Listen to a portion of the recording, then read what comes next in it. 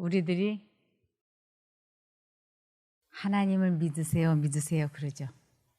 근데 그 하나님을 믿으세요라고 하는 이 믿음이라고 하는 단어가 추상적이에요. 그래서 믿음이 뭡니까? 라고 물어보면 이게 추상적이기 때문에 어떻게 표현하기가 참 쉽지 않습니다. 근데 추상적인 단어들이 참 종류가 다양하죠. 사랑도, 시기심도, 질투도, 분노도, 증오도, 열등감, 후회, 이러한 것들이 다 단어들이 형체가 없는 추상적인 것이죠. 그러나 우리가 사랑, 시기, 질투, 분노, 증오, 열등감, 후회, 이러한 것은 추상적이기는 하지만 들으면 우리들이 한 번쯤은 다 경험해 본 것들이에요. 감정들이에요. 그래서 저 사람이 지금 분노가 부글부글하네. 그러면 분노라고 하는 그 단어가 추상적이기는 하지만 우리는 공감할 수 있어요. 그런데 믿음이 뭡니까? 라고 물어보면 사실 이 믿음에 대해서 들어보기는 숱하게 들어보았지만 믿음에 대해서만큼은 좀 막연하다고 할 수 있습니다. 믿음도 종류가 다양하다고 할 수 있죠. 부부간에 갖는 신뢰 믿음도 믿음이라 그러고 자식이 부모를 믿는 것도 믿음이라 그러고 뭐 하나님을 믿는다고 하는 것도 믿음이고 그런데 제가 오늘 말씀드리려고 하는 이 믿음은 우리가 이 세상에 태어나서 내가 왜 태어났고 무엇 때문에 사는지 그 태어난 이유와 목적을 이루는 믿음에 대해서 말씀을 드리려고 합니다. 우리들이 흔히 교회를 다니면서 하나님을 믿는다고 하면서 어떨 때는 봉사를 좀 많이 하고 희생을 좀 많이 하고 헌금을 좀 많이 했다 싶을 때는 내가 믿음이 있는 것 같이 생각이 돼요. 그러나 내가 헌금도 잘 못하고 말씀 보는 것도 등한히 하고 기도도 좀 잘 안 하고 이러면 또 믿음이 없는 것 같고 그래서 구체적으로 무엇을 믿음이라고 하는지 그것을 알아야 될 필요가 있겠다는 생각이 들었습니다. 그리고 영생은 믿음으로 말미암아 얻는다고 되어 있어요. 그래서 이 믿음이라고 하는 것이 구체적으로 무엇이란 말인가? 이것을 하박국 2장 4절을 보시면 이렇습니다. 보라 그의 마음은 교만하며 그의 속에서 정직하지 못하니라. 그러나 의인은 믿음으로 말미암아 살리라 그랬어요. 구원은 전적으로 영생은 믿음으로 얻는 것이라고 되어 있습니다. 그래서 일반적인 사람들이 말하는 믿음과 영생을 얻는 구원을 이루어가는 믿음과는 차이가 있습니다. 로마서 1장 17절에도 복음에는 하나님의 의가 나타나서 믿음으로 믿음에 이르게 하나니 기록된 바 오직 의인은 믿음으로 말미암아 살리라 함과 같으니라. 이러한 말씀들이 읽으면 알 듯 모를 듯 하는 것이에요. 히브리서 10장 38절에도 오직 나의 의인은 믿음으로 말미암아 살리라. 또한 뒤로 물러가면 내 마음이 저를 기뻐하지 아니하리라 하셨느니라. 내 마음이 저를 기뻐하지 않는다. 뒤로 물러가면 이것은 믿다가 안 믿게 되면 이라는 것이죠. 하나님을 믿다가 안 믿으면 뒤로 물러가는 것이 되고 그러면 하나님께서 저를 기뻐하지 않으신다고요. 요한복음 3장 16절입니다. 하나님이 세상을 이처럼 사랑하사 독생자를 주셨으니 이는 저를 믿는 자마다 멸망치 않고 영생을 얻게 하려 하심이니라. 분명히 영생은 믿음으로 말미암아 얻는 것이라고 말씀하고 계십니다. 이 구원을 이루는 믿음은 아주 확실하게 분명하게 말씀을 드리면 예수님이 마음속에 계신 것을 믿음이라고 합니다. 그래서 마음속에 예수님이 계시지 않으면 그것은 믿음이 없다. 믿음이 구원을 이루는 믿음이 아니다라고 할 수 있는 것입니다. 그래서 이것을 고린도후서 13장 5절에 너희가 믿음에 있는가 너희 자신을 시험하고 너희 자신을 확증하라. 예수 그리스도께서 너희 안에 계신 줄을 너희가 스스로 알지 못하느냐. 그렇지 않으면 너희가 버리운 자니라. 마음속에 예수 그리스도께서 너희 안에 계신 줄을 너희가 스스로 알지 못하면 마음속에 예수 그리스도가 계신 것이 믿음인데 계시지 않으면 믿음이 없는 것이기 때문에 그렇지 않으면 너희가 버리운 자니라 라고 말씀을 하고 계십니다. 이것을 또 다르게는 요한일서 5장 12절입니다. 하나님의 아들을 모신 사람은 즉 마음속에 그리스도를 모신 사람은 생명, 영생을 가졌으나 아들을 모시지 않은 사람은 생명이 없습니다. 아들을 모시지 않은 사람은 영생이 없습니다라고 말씀을 하고 계세요. 이것을 현대어 성경에서는 이렇게 말씀하십니다. 그러므로 하나님의 아들을 모신 사람은 생명, 영생을 가진 사람이요. 하나님의 아들을 믿지 못한 사람은 생명을 가지지 못한 사람입니다.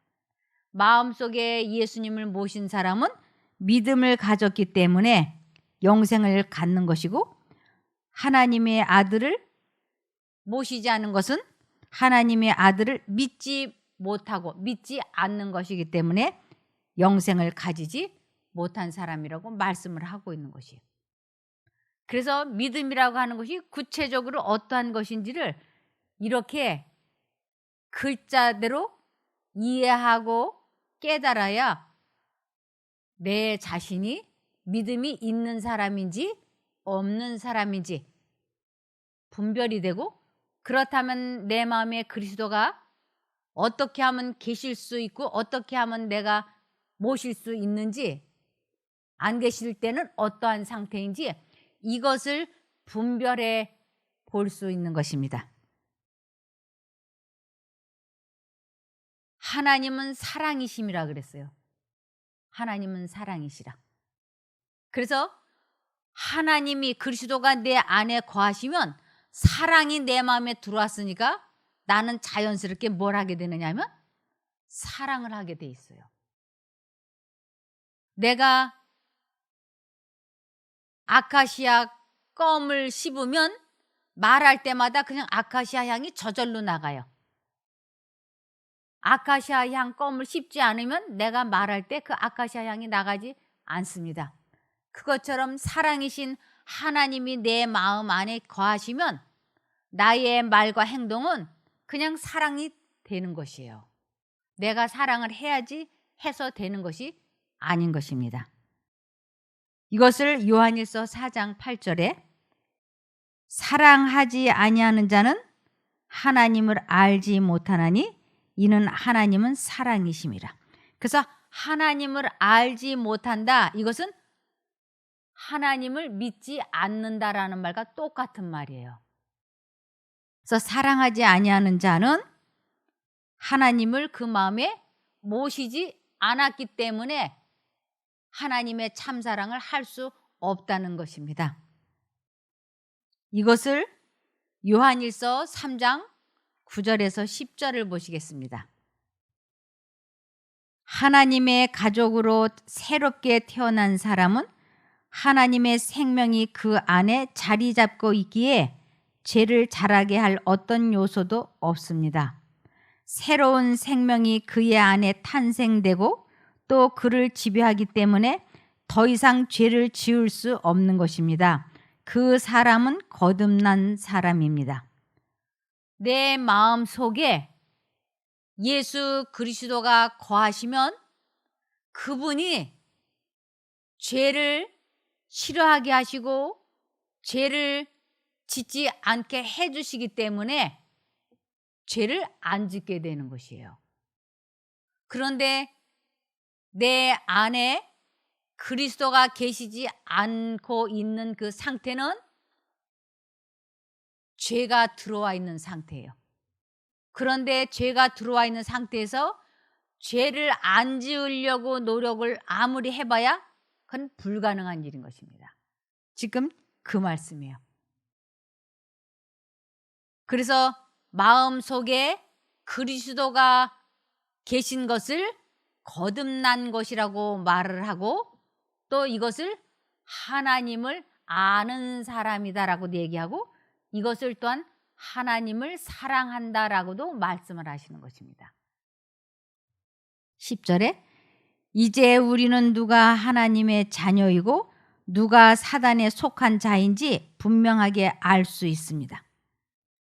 죄에 빠져 살고 형제를 사랑하지 않는 자는 그 스스로 하나님의 가족이 아니라는 것을 증명하고 있는 셈이기 때문입니다. 그래서 우리 마음 속을 들여다보면서 내가 하나님을 믿는다고 모태교인으로 30년, 50년을 하나님을 믿는다고 열심히 교회는 다녔지만 나는 하나님과 관계가 없는 사람이구나. 아니면 하나님과 내가 관계가 있구나 하는 것을 스스로 하나님의 가족이 아닌지 그런지를 알 수 있다고 하는 것입니다. 야고보서 2장 14절입니다. 나의 바른 형제들아, 만일 누가 믿음이 있다고 말하면서 행위가 없으면 무슨 유익이 있겠느냐? 그 믿음이 자기를 구원하겠느냐? 믿음이 있다고 하면서 예수님의 품성이 안 나타나고 있는 믿음이라면 그런 믿음 가지고는 구원을 이룰 수 없다고 하는 것이에요. 교회에 목사나 신부나 수녀나 집사나 장로나 교회를 수십 년 다녔다 할지라도 자기 감정 조절이 안 되어서 할 소리 안 할 소리가 막 입 밖으로 나오고 그러면 그 믿음이 구원을 이룰 수 없다고 말씀을 하시는 것이에요. 그래서 그 믿음이 자기를 구원하겠느냐? 믿음이 있다고 말하면서 하나님의 행동이 안 나타난다면 무슨 유익이 있겠는가 하는 것이었어요. 야고보서 2장 18절입니다. 하나님께 이르는 길은 믿음만 있으면 될 뿐 아무것도 더 필요하지 않다고 말하는 사람도 있지만 나는 선한 행동도 동시에 중요하다고 말하고 싶습니다. 선한 행동이 없이는 당신에게 믿음이 있는지 없는지를 증명할 수 없기 때문입니다. 내가 행동을 보여야만 사람들이 내게 믿음이 있다는 것을 알 수 있지 않겠습니까? 남편들이 믿지 않는 가정들이 종종 있습니다. 아내는 권사도 되고 집사도 되고 그러면서 교회를 30년, 40년 이렇게 오래 다니고 있는데 남편은 교회 문턱을 넘어오지 않는 것이에요. 그래서 왜 남편이 교회 문턱을 넘어오지 않는 것일까? 그것이 아내가 교회를 그렇게 다니면서 그의 언행이 안 믿는 나나 믿기 전에 그 사람이나 믿은 후에 이 사람이나 전혀 변동사항이 없기 때문에 다녀봐야 뭐해? 이런 생각 때문에 남편들이 안 따라 나오는 경우가 종종 있는 것입니다. 그런데 정말로 내가 믿음이 있다면, 즉 내 마음속에 예수 그리스도가 계신다면 틀림없이 나의 언행이 바뀌죠. 틀림없이 감정 조절이 되고 마음이 다스려지죠. 그렇게 될 때 그것을 본 남편이 따라 나올 수 있다고 하는 것입니다. 그래서 믿기만 하면 돼, 믿기만 하면 돼 그러면서 전혀 행동거지가 변화되지 않고 있다면 그것은 마음에 그리스도를 모시지 않은 믿음이라고 하는 것입니다. 그래서 참된 믿음은 내 마음속에 예수 그리스도가 거하시는 것까지를 믿음이라고 하는 것입니다.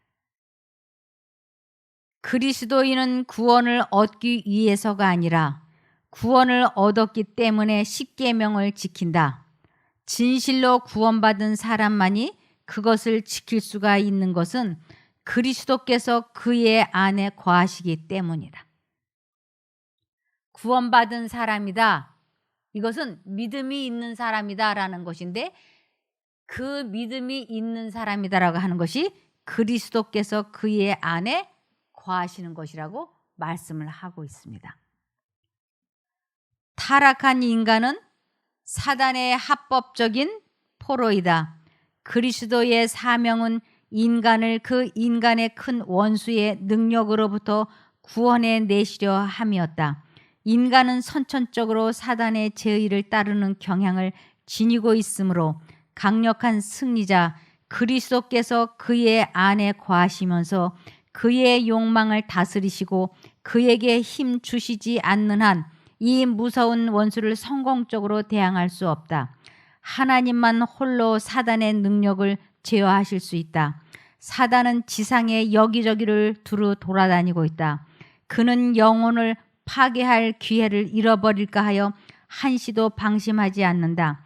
사단의 올무를 피하기 위하여 하나님의 백성들은 이 사실을 잘 이해하여야 한다. 이는 매우 중요하다.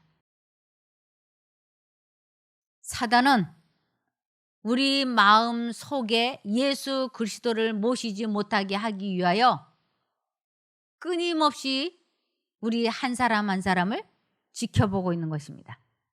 그래서 우리가 관심을 하나님께 두지 못하게만 하면 사단이 다스릴 수 있다고 하는 것을 사단은 너무나 잘 알고 있는 것이. 그래서 우리 주님께서는 마음을 다하고 뜻을 다하고 힘을 다하여 주 너희 하나님을 사랑하라 라고 말씀을 하셨어요.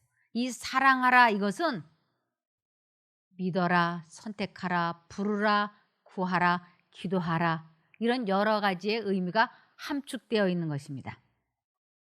그래서 그냥 이 자리에 이렇게 지금 앉아 계셔도 저의 이 강의가 들리기도 하고 안 들리기도 하고 다른 것을 생각하기도 하고 이렇게 마음이 집중이 잘 안 되는 이유는 사단이 계속 해방을 하기 때문에 그래요. 사단이 이렇게 해방하고 저렇게 해방하고 그러면서 마음과 정신을 하나님께 고정시키지 못하게 하고 있기 때문에 우리들이 마음속에 예수 그리스도를 잘 모시지 못하게 되는 것입니다. 우리 안에 성령이 거하시는 것을 믿음이라고 합니다. 성령에 의하여 부활하신 예수님처럼 우리도 마음속에 성령이 계시면 아버지 하나님께서 그 성령을 통해서 우리를 부활시키십니다. 그래서 내가 잠들 때, 죽을 때 내 마음에 무슨 생각을 품고 있었느냐가 중요합니다. 그러므로 우리의 처음 생각이 예수 그리스도라야 되고, 잠드는 시간도 예수 그리스도라야 되고, 일어날 때도 예수 그리스도가 되어야 되는 것입니다.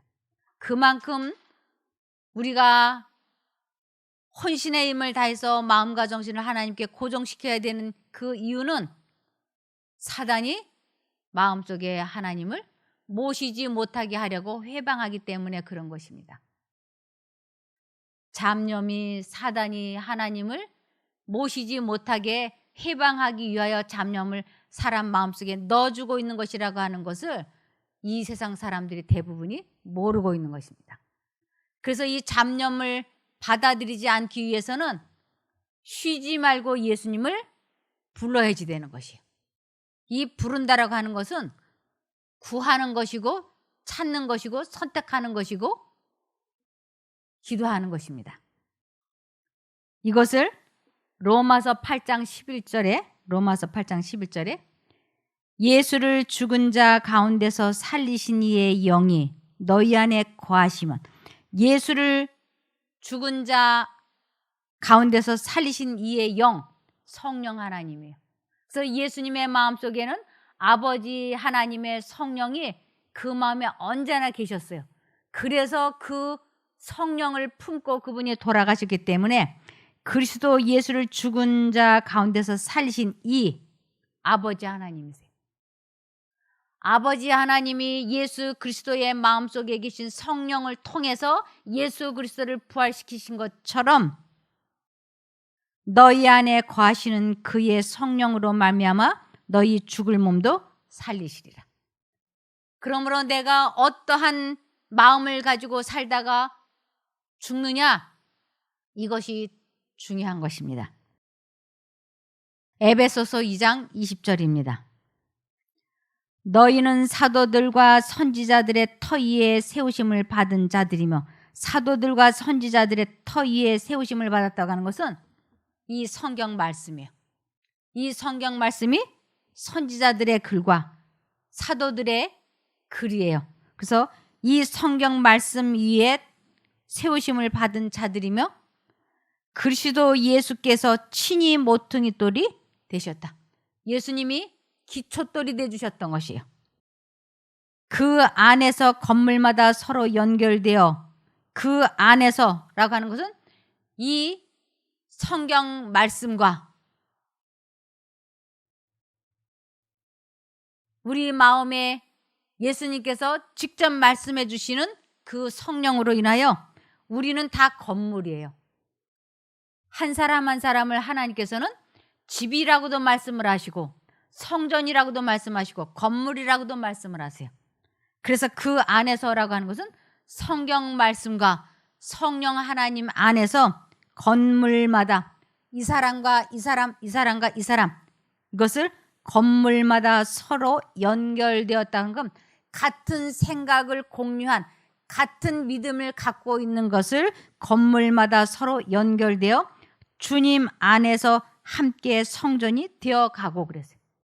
주님 안에서 저 사람과 이 사람이, 우리 모두가 마음에 그리스도를 모심으로 그리스도의 뜻대로 순종의 생애를 살면서 성전이 되어가고, 성전이 되어간다는 건 거듭나 가고 있는 것이에요. 성전이 되어가고 너희도 성령 안에서 하나님의 거하실 처소가 되기 위하여 그 안에서 함께 지어져 가고 있다. 하나님의 거하실 처소가 되기 위하여. 그래서 우리 한 사람 한 사람이 이 마음속에 그리스도를 모시는 것을, 너희도 성령 안에서 하나님의 거하실 처소가 되기 위하여 그 안에서 함께 지어져 가고 있다라고 말씀을 하시는 것이, 이러한 것을 믿음이라고 하는 것입니다. 내 안에 성령님을 모시고. 그래서 우리가 죄와 싸워서 이기는 그 경험을 계속 연습하고 또 연습하고 이것을 경건의 연습이라고 합니다. 이러한 기독교의 원리를 알지 못하면 우리는 명절이 되거나 생일이 되거나 어떤 계기가 주어질 때마다 우리는 결심을 하죠. 내가 다시는 술 안 마실 거야. 다시는 화 안 낼 거야. 다시는 인터넷 게임 안 할 거야. 마약 안 할 거야. 하고 굳게 결심을 해보지만 작심삼일도 안 되는 것이에요. 다시 화내게 되고 다시 마약을 하게 되고 다시 술을 마시게 되고. 왜 그런 걸까요? 우리 모두는 마음속에 그리스도를 모시지 않고서는 아무것도 할 수 없는 것입니다. 그래서 내 안에 믿음이 없기 때문에 우리는 무엇보다도 해야 하는 자신의 생각을 통제시켜야 하는 그 일을 우리는 못하는 것이에요. 그래서 생각을 통제시키지 못하기 때문에 마음속에 예수님을 모시지 못하기 때문에 우리는 아무것도 할 수 없는 사람인 것입니다. 이것을 요한복음 14장 23절을 보시겠습니다. 예수께서 대답하여 가라사대 사람이 나를 사랑하면 내 말을 지키리니 그랬어요. 나를 사랑하면 이것은 나를 믿으면 이건 또 다르게는 나를 사람이 나를 마음에 품으면 이런 뜻이 되죠. 그래서 예수님이 마음속에 거하시는 것을 나를 사랑하면 내 말을 지키리니 즉 순종하리니 내 아버지께서 저를 사랑하실 것이요 우리가 저에게 와서 거처를 저와 함께 하리라. 그래서 우리 마음 속에 성령 하나님께서 들어와 사시는 것을 거처를 저와 함께 하리라라고 말씀을 하시는 것입니다. 요한복음 15장 4절에 너희가 내 안에 있고 내가 너희 안에 있게 하라. 가지가 포도나무에 붙어 있지 않으면 열매를 맺을 수 없는 것과 같이 너희가 나를 떠나서는 열매를 맺을 수 없다. 이 열매를 맺을 수 없다. 이것은 너희 스스로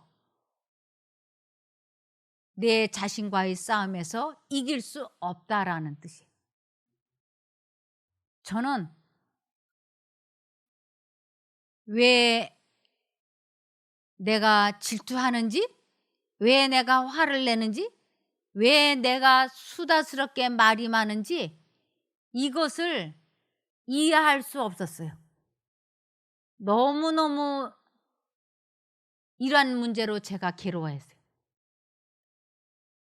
지금은 제가 이 말 많다 소리를 사람들에게 듣지 않아요. 아무도 저에게 지금은 말이 많다, 수다스럽다라고 하지 않아요. 그러나 과거에는 제가 이 말이 절제가 되지 않아서 주변에서 말이 많은 여자라는 것을 자타가 인정하게 되었어요.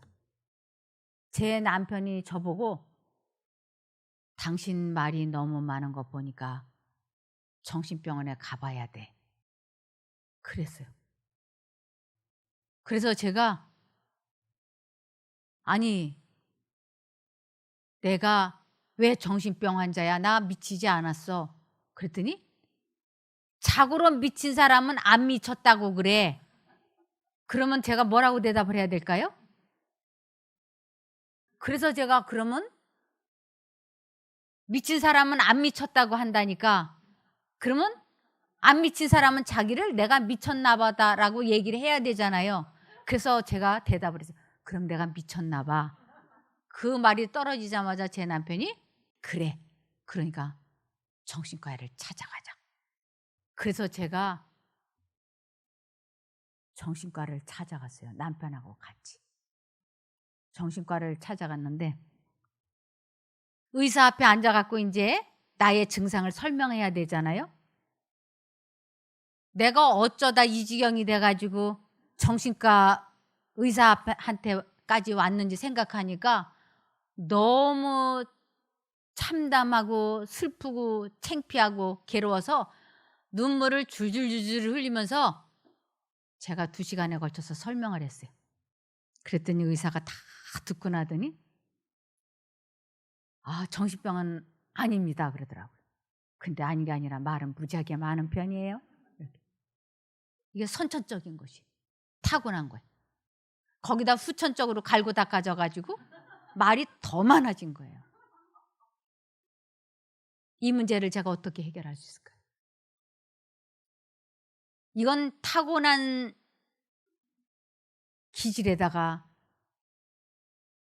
후천적으로 길러진 악습이기 때문에 사람의 힘으로는 못 고쳐요. 절대로 못 고쳐요. 저는 이 말수를 줄이기 위해서, 말을 적게 하기 위해서 사람으로서 할 수 있는 일은 다 해봤어요. 정말이지 다 해봤어요. 금식기도, 새벽기도, 몇 날 며칠 입 다물고 있는 거, 제가 책으로 말을 한마디도 안 해본 것은 아주 긴 시간이었어요. 오로지 딱 할 말만 하고는 입 딱 다물고 지내는 것은 제가 2년을 해봤어요. 근데 이 버릇이 고쳐졌을까요? 아니에요. 이것은 육체의 연습이라 그래요. 하나님 없는 나의 육체의 연습. 2년 동안 저희 가족들이 많이 힘들어서 했어요. 아무 말 안 하는 사람과 같이 있는다고 하는 것은 그 주변 사람들이 많이 힘들죠. 그런데 내 힘으로서는 불가능하고 내 안에 그리스도가 들어오셔서 그분이 할 말은 하게 하고 해서는 안 되는 말은 자제시키는 것, 이것을 믿음이라고 한다고 하는 것을 제가 성경을 읽으면서 깨닫게 되었어요. 그러니까 지금까지 10년, 20년 신앙생활을 했던 것은 그냥 육체의 연습에 지나지 않은 신앙생활이었어요. 하나님을 믿는다고 말은 그러지만 사실은 하나님과 관계없는 내 마음대로의 믿음 생활을 했던 것이에요. 하나님을 제 마음에 모시지 못했어요. 그래서 요한복음 14장 10절에 너는 내가 아버지 안에 있고 아버지께서 내 안에 계신 것을 믿지 않느냐? 내가 너희에게 말하는 것은 내 마음대로 하는 말이 아니라 내 안에 계시는 아버지께서 그의 일을 하시는 것이다. 예수님께서 그 마음속에 아버지 하나님이 생각을 넣어주시면 그것을 말씀을 하시고 아버지께서 말씀을 넣어주지 아니하시면 예수님은 침묵하시고 그것을 믿음이라고 하셨어요. 저는 사단이 생각을 넣어주면 그것을 말하고 사단이 넣어주는 감정을 넣어주면 그것을 행동으로 옮겼으니까 그러면서 금식 기도도 하고 새벽 기도도 하고 철야 기도도 하고 성경을 읽고 교회 잘 다닌다고 열심히 다녔으니까 사람들이 나보고 믿음이 좋다 그러고 나도 그런 내가 믿음이 있는 것이라고 속고 있었던 것이에요. 그러나 저의 것은 믿음이 아니었어요. 나중에서야 내 마음속에 두 생각이 들어왔을 때 아주 저 사람이 미워 죽겠어요. 그런데 마침 옆에 있는 사람이 그 사람에 대해서 나하고 비슷한 생각을 가지고 말을 시작을 해. 저 사람 너무 미워 죽겠어. 아유 꼴 보기 싫어. 이러면 마치 기다렸다는 듯이 이 말이 얼마나 하고 싶은지 몰라요. 그런데 하나님의 음성이 양심 가운데 들려오는 거예요. 말하면 안 되는 거야. 이렇게. 그건 험담이야. 말하면 안 돼. 분명히 하나님의 음성이 들려와요. 양심 가운데. 한쪽으로는 내가 이 사람에게 저 사람의 험담을 말해도 이 사람은 비밀을 지킬 거야. 말하지 않을 거야. 그러니까 이번 한 번만 이 사람 흉을 보고 다음부터 말하지 마. 이렇게 생각이 들어와요. 말하지 마. 말하고 싶어. 말하지 마. 말하고 싶어. 그럴 때 믿음이라고 하는 것은 말하면 안 되는 쪽의 것을 말을 하지 않겠다고 결심을 하고 이 생각을 포기하는 것, 그리고 하나님의 뜻에 순종을 하겠다고 하는 의미로 예수님을 부르기 시작하는 것이에요. 그래서 그분의 말하면 안 되라고 하는 그 말씀을 내 마음에 받아들였을 때 이것을 하나님의 말씀을 마음에 심었다라고 그러고, 그 말씀을 하신 것을 선택하는 것을 그분을 내 마음에 모셨다라고 얘기하는 것이에요. 그래서 하나님께서 말하면 안 돼 하는 쪽의 생각을 선택을 하고 그 뜻을 제가 받아들여서 하나님께서 말씀하신 것을 선택만 하면 그것은 곧 내 마음에서 살아서 움직이는 능력이 되는 것이에요. 그리고 그것은 하나님이 내 마음에 들어와 계신 것으로 간주가 되는 것이에요. 그러니까 내 마음에 두 생각이 들어올 때 사단이 넣어주는 이번 한 번만 험담을 말하고 내일부터 말하지 말자, 이 생각을 받아들이지 않겠다고 결심을 하면서 이것을 거절을 하고 말을 안 하겠다는 쪽을 선택을 하는 것을 주님이 나는 죽고 예수님이 내 안에 사신다라고 얘기하는 것이에요. 그래서 그분이 내 마음에 말하고 싶은 욕망을 내쫓아 주시고 내가 입이 다물어지는 것을 경험하는 것을 믿음이다라고 얘기하는 것이에요. 그래서 내 마음이 다스려지려면 제일 먼저 뭐가 막아져야 되냐면 생각이 막아져야 되는 것이에요. 이것을 너는 나 외에 다른 신들을 내게 말라고 하시는 첫 번째 계명인 거예요. 우리 마음에 두 신이 생각을 주입을 시킬 때, 김종숙, 너는 지금 내 마음에 두 가지 생각이 들어가고 있지? 하나는 내 생각이야. 하나는 사단이 넣어주는 생각이야. 어느 쪽을 선택할래? 그럴 때 하나님의 생각을 선택하겠습니다. 그리고 사단이 넣어주는 생각, 오늘 한 번만 말하고 내일부터 참아라고 하는 그 감정과 말하고 싶은 열망을 버리는 것을 자기 자신과 싸운다라고 얘기하는 것이에요. 그래서 그 생각을 포기하는 것을 내가 죽었다, 자기를 부인했다, 십자가를 졌다, 이렇게 얘기하는 것이에요.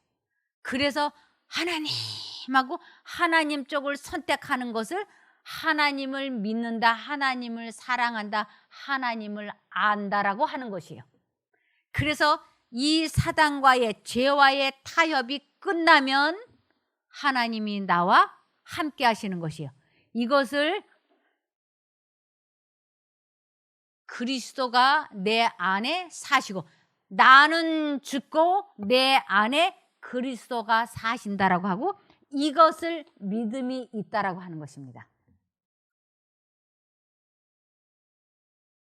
요한복음 14장 10절에 너는 내가 아버지 안에 있고 아버지께서 내 안에 계신 것을 믿지 않느냐. 예수님도 우리하고 똑같이 이렇게 하셨어요. 예수님 마음속에 사단이 넣어주는 생각이 있고 하나님의 생각이 들어올 때 예수님은 언제나 아버지 하나님 쪽을 선택하셨어요. 그래서 내가 너희에게 말하는 것은 내 마음대로 하는 말이 아니라 내 안에 계시는 아버지께서 그의 일을 하시는 것이다 라고 말씀을 하실 수 있었던 것입니다. 그러므로 요한복음 17장 21절에 아버지께서 내 안에 계시고 내가 아버지 안에 있는 것과 같이 그들도 하나가 되어서 우리 안에 있게 하여 주십시오. 아버지 하나님과 예수님이 생각이 똑같은 생각을 공유하고 있기 때문에 아버지와 나는 하나다라고 예수님이 말씀하신 것처럼 예수님의 생각은 아버지 하나님의 생각이고 아버지 하나님의 생각은 예수님의 생각이고 그 생각은 성령의 생각이에요. 그래서 그 생각을 내 마음에 넣어줬을 때 내가 그것을 선택하게 되는 것을 아버지와 내가 하나가 되었다. 이것을 믿음이다라고 말씀을 하시는 것입니다. 그래서 아버지께서는 내 안에 계시고 내가 아버지 안에 있는 것과 같이 그들도 하나가 되어서 우리 안에 있게 하여 주십시오.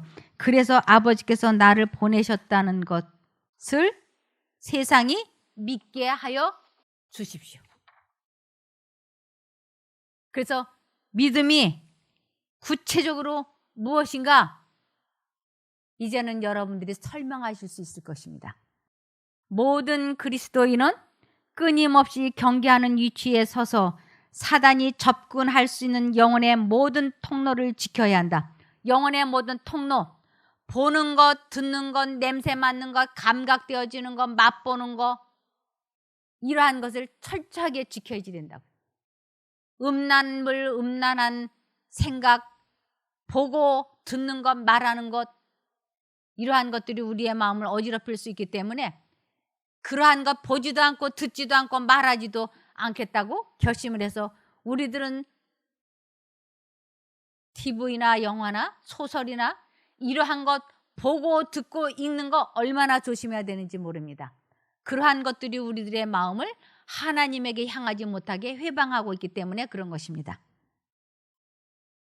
그는 하나님의 도움을 받기 위하여 기도하고 동시에 죄악으로 기울어지는 모든 경향을 단호히 저항해야 한다. 용기에 의하여 믿음에 의하여 끈덕진 노력에 의하여 그는 정복자가 될 수 있다. 그러나 승리를 얻기 위하여는 그리스도께서 그의 안에 거하시고 그가 그리스도 안에 거해야 한다는 사실을 기억하도록 하라. 우리 마음에 그리스도를 모신다고 하는 것이 무엇을 의미하는지를 잊지 말라는 것입니다. 에베소서 4장 15절 사랑으로 진리만을 말하고 머리 대신 예수 그리스도를 본받아 모든 면에서 성장하도록 하십시오. 잠언 4장 23절 그 무엇보다도 너는 내 마음을 지켜라. 그 마음이 바로 생명의 근원이기 때문이다.